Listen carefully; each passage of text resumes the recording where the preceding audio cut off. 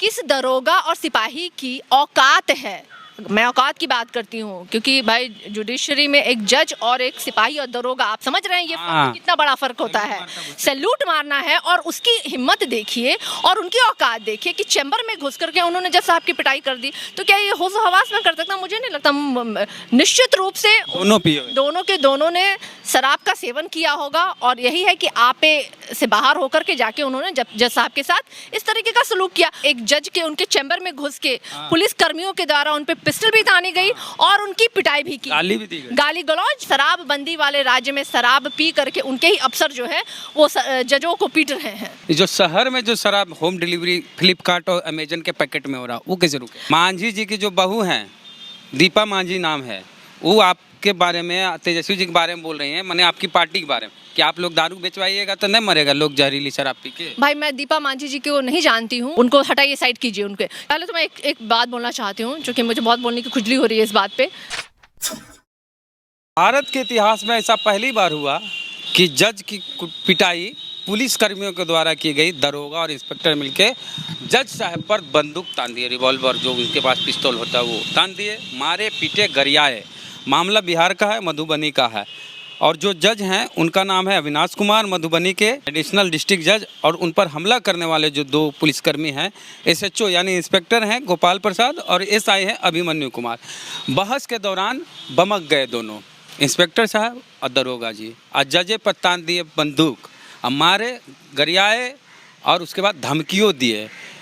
अब है हमारे साथ सारिका पासवान जी, प्रवक्ता हैं आरजेडी की।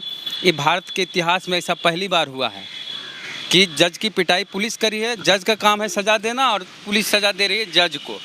और बिहार विधानसभा में भी ऐसा ही हुआ था कि चुने हुए विधायक की पिटाई किए थे पुलिस। बिल्कुल मैं आपके विधायक पिटाए थे। बिल्कुल मैं आपको यही याद दिलाना चाहती हूँ कि भारत के इतिहास में और खास करके नीतीश कुमार की सरकार के राज्य में ऐसे ही ऐतिहासिक कई घटनाएं हुई हैं जिसको कि बिहार को शर्मसार और काले धब्बे के दिन के रूप में याद किया जाएगा। जैसा आपने जिक्र किया कि किस तरीके से लोकतंत्र की हत्या विधानसभा में, किस तरीके से माननीयों को बाहर से पुलिस फोर्स बुला करके उनकी पिटाई करवाई गई, उनको खींचा गया, घसीटा गया। और अभी ताजा मामला जो आप मधुबनी की बता रहे हैं, किस तरीके से एक जज के उनके चैम्बर में घुस के पुलिस कर्मियों के द्वारा उन पे पिस्टल भी तानी गई और उनकी पिटाई भी की, गाली भी दी गई, गाली गलौज, बहुत सारी चीजें हुई होंगी चूंकि वो बंद कमरे में हुआ है। वो दोनों पकड़े भी गए। लेकिन यहाँ एक बात और जरूर है, नीतीश कुमार जी के शासन काल में जो कहते हैं ये शराबबंदी है, तो मुझे नहीं लगता है कि वो सिपाही, वो दरोगा जो है ना, वो अपने सीधी होशे हवास में तो ये काम कर नहीं सकता। क्या बात? तो इसकी जांच बिल्कुल नीतीश कुमार जी को करवानी चाहिए कि कहीं वो उसी मदिरा का पान और सेवन करके, जो मदिरा यहाँ बिहार में बंद का ढोंग पीटते हैं नीतीश कुमार जी, जो उनके समीक्षा बैठक के कमरे के बाहर मदिरा का बोतल मिला है, उसी दिन शराब का जखीरा पकड़ाया गया। ये तमाम ऐसी घटनाएं हैं जो मुझे लगता है कि नीतीश कुमार को कटघरे में खड़ा। आप ये कैसे कह सकते हैं कि इंस्पेक्टर दरोगा दारू पिए हुए थे? देखिए, नीतीश कुमार जी का कहना है कि दारू पी के घरेलू हिंसा होते हैं, यानी कि आदमी जो है, मानव जो है, वो अमानुष हो जाता है, यानी होश हवास खो देता है। आप भी आज पत्रकार हैं, आप अच्छे से सही भाई दिख रहे हैं, अभी भाषा में तो होश हवास में हैं आप, लेकिन सेवन करने के बाद आप दूसरे कहते हैं शरीर में प्रवेश कर जाते हैं। मतलब आदमी को कंट्रोल नहीं होता, ये स्वयं नीतीश कुमार जी भी कहते हैं। और यही कारण वो मानते हैं कि आधी आबादी जो बिहार की है वो शराबबंदी से उनके समर्थन में खड़ी रही है। लेकिन वो दरोगा, सिपाही या इस तरह की जो हरकत वो जा करके जज साहब के चैम्बर में कर रहे थे, क्या आपको लगता है कि वो होश हवास में किया होगा?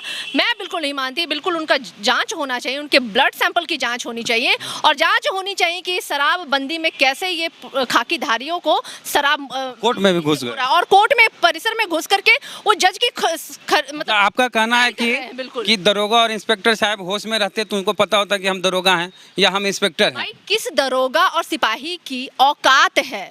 मैं औकात की बात करती हूँ क्योंकि भाई जुडिशरी में एक जज और एक सिपाही और दरोगा, आप समझ रहे हैं ये कितना बड़ा फर्क होता है। सैल्यूट मारना है और उसकी हिम्मत देखिए और उनकी औकात देखिए कि चैम्बर में घुस करके उन्होंने जज साहब की पिटाई कर दी। तो क्या ये होश हवास में कर सकता? मुझे नहीं लगता। निश्चित रूप से दोनों ने शराब का सेवन किया होगा और यही है कि आपे से बाहर होकर के जाके उन्होंने जज साहब के साथ इस तरीके का सलूक किया। तो ये जांच का विषय है, ये करना चाहिए नीतीश कुमार सरकार को, जांच करवाना चाहिए। और सुप्रीम कोर्ट ने चूंकि ऑलरेडी हाई कोर्ट ने संज्ञान लिया है तो निश्चित रूप से इस पर जांच भी होगी और सामने आंकड़े आएगा कि किस तरीके से शराबबंदी वाले राज्य में शराब पी करके उनके ही अफसर जो है वो जजों को पीट रहे हैं। अभी तो समीक्षा बैठक कर लिए शराबबंदी को लेकर नीतीश जी। कैसा समीक्षा बैठक? ये महासमीक्षा बैठक के नाम पे जो इन्होंने ढोंग किया है, जो इन्होंने जिम्मेदारी तय की, थानेदार और चौकीदारों पे इन्होंने जिम्मेदारी। अब मुझे बता दीजिए कौन चौकीदार और थानेदार चाहेगा कि उनके जुडिक्शन में उनके थाने के इर्द गिर्द शराब माफिया पकड़ाए या शराब की बोतल। अब तो वो खुलेआम जो पिछले 6 सालों में जितनी शराब की अवैध धंधे नहीं हुए वो आने वाले सालों में और होगा। कहीं ना कहीं नीतीश कुमार जी ने उनको समर्थन दिया है कि आप जाइए, आपके साथ हम हैं। भाई क्यों ना दे? एक अवैध कारोबार, एक 40,000 करोड़ की एक पैरेलल इकोनॉमिक नीतीश कुमार जी के संगठन और उनके नेताओं और विधाओं और पार्टियों के मतलब समर्थन से चल रहा है, तो उसको क्यों ना वो दे समर्थन। ये महासमीक्षा बैठक थी, उन लोगों के लिए संदेश था। आप ही पर आरोप लग रहा है। सुनिए एक मेरी बात, एक सेकंड सुनिए। मांझी जी की जो बहू हैं, दीपा मांझी नाम है, वो आपके बारे में, तेजस्वी जी के बारे में बोल रही हैं, मैंने आपकी पार्टी के बारे में कि आप लोग दारू बेचवाइएगा तो नहीं मरेगा लोग जहरीली शराब पी के। भाई मैं दीपा मांझी जी को नहीं जानती हूँ और मैं नहीं समझती हूँ, लेकिन हाँ आप जिस दीपा मांझी का जिक्र कर रहे हैं, जिस तरीके का भाषा का इस्तेमाल कर रहे हैं, मुझे लगता है उनको थोड़ा ज्ञान प्राप्त करना चाहिए। उनको हटाइए, साइड कीजिए उनके, क्योंकि वो जितनी भी बातें बोलती हैं ना वो किसी का सर पैर नहीं होता है। आप मुद्दे की बात कीजिए। एक चीज देखते, मुझे मुद्दे की बात मैं करना चाहती हूँ। शराबबंदी किसने लागू किया? सर्वसम्मति से लागू हुआ, ये स्वयं नीतीश कुमार जी ने कहा। हम तो कहते हैं कि हमारे कार्य शासन के साथ जब वो हमारे साथ खड़े थे तब का आप रेशियो निकाल लीजिए और अभी का निकाल लीजिए, कितना फर्क हुआ। उन्होंने शराब माफिया को समर्थन दिया है। आप महासमीक्षा के नाम पे आप झुंझुना पिटवा रहे हैं। हम यहाँ दीपा मांझी पाना चाहते हैं। कोई दूसरा कोई बोलेगा तो कहेगा दलित महिला इसलिए बोले, आप भी दलित इसलिए हम पूछ रहे हैं कि दीपा मांझी क्यों बयान देने आ जाती है, संतोष मांझी क्यों नहीं आते हैं? हमारे टोला मोहल्ला में देखते हैं ना कि ककरो से लड़ाई होता है ना तो कोई पुरुष बेचारा कुछ नहीं बोलता, कहता है गाय है, सीधा है, तो उनकी घर वाली आती है लड़ने। देखिए ये बता, फेमिनिज्म एक शब्द है, पता है, जिसको दीपा मांझी को समझा दीजिएगा आप अच्छे से। महिलाएं क्या है ना, हमेशा ना अपने पति के आगे खड़ी होकर के उनको बचाने का प्रयास करती हैं। जो समाज सबसे ज़्यादा आज प्रश्न चिन्ह उन पे लगा है दारू के कारोबार और व्यापार के लिए, आज वो उनकी अपनी महिलाओं को आगे आकर के तो वो अपने औरत होने का बेजाब जो कहते हैं ना फ़ायदा उठा रही है। लाभ ना ले वो गलत है। फेमिनिज्म का असली मत है, आप अगर वुमेन एम्पावरमेंट की बात करते हैं तो मुझे लगता है कि सच्चाई के लिए खड़े होइए, हक के लिए लड़ाई लड़िए, तो वो कहीं ज़्यादा मुझे सूट करता। दीपा मांझी का बयान वो विशुद्ध रूप से एक पॉलिटिकल बयान है, जो कहीं ना कहीं वो अपने आप को लॉन्च करने के लिए वो इस तरह के बयान दे रही हैं।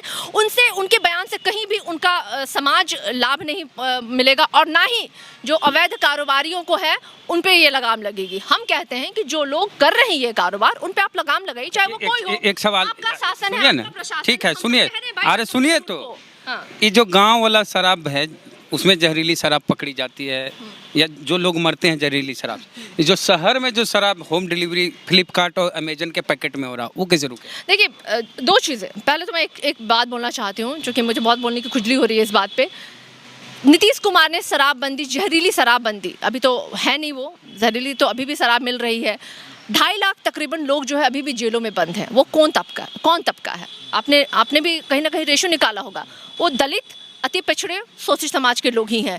कहीं भी वो माफिया नहीं है। जो लोग शराब का बड़ा जखीरा जिनके घर में प्राप्त हुआ है वो कहीं नहीं पकड़े जाते हैं, क्योंकि वो बहुत आसानी से बेच रहे हैं, अभी भी खुलेआम बेच रहे हैं। होलसेलर ने पकड़ा रहा। बिल्कुल नहीं। होलसेलर कैसे पकड़ा जाएगा भाई? वो बड़े लोग हैं, वो करोड़ों रुपए का धंधा कर रहे हैं। वो कहाँ से, वो तो सत्ता के संरक्षण में काम कर रहे हैं, तो वो कहाँ से पकड़े जाएंगे?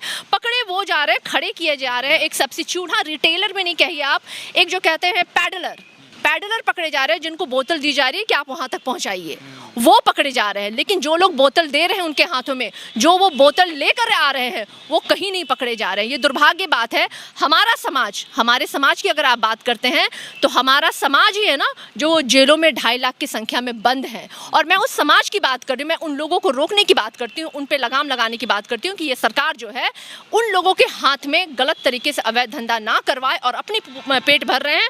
निश्चित रूप से सारिका पासवान जी हैं, शुरुआत किए थे हम बात इससे कि जज पर रिवॉल्वर पिस्तौल जो भी होता है तान दिया गया, इंस्पेक्टर और दरोगा द्वारा गाली दी गई, मारपीट की गई। ऐसा पहली बार हुआ हमारे देश में कि न्यायपालिका के जो होते हैं जज, उन पर रिवॉल्वर ताना गया, गाली दी गई, मारपीट की गई एडिशनल डिस्ट्रिक्ट जज उन पर। आप क्या सोचते हैं? पूरी बातचीत पर प्रतिक्रिया अपने कमेंट बॉक्स में जरूर दें। चैनल को सब्सक्राइब नहीं किया तो कर लीजिए। यूट्यूब पे वीडियो देख रहे हैं और हमारे सब्सक्राइबर नहीं हैं तो घंटी बजा कीजिए। फेसबुक वीडियो देख रहे हैं, पेज को लाइक फॉलो नहीं किया तो कर लीजिए। वीडियो को जरूर शेयर कीजिए। जय भीम, जय भारत।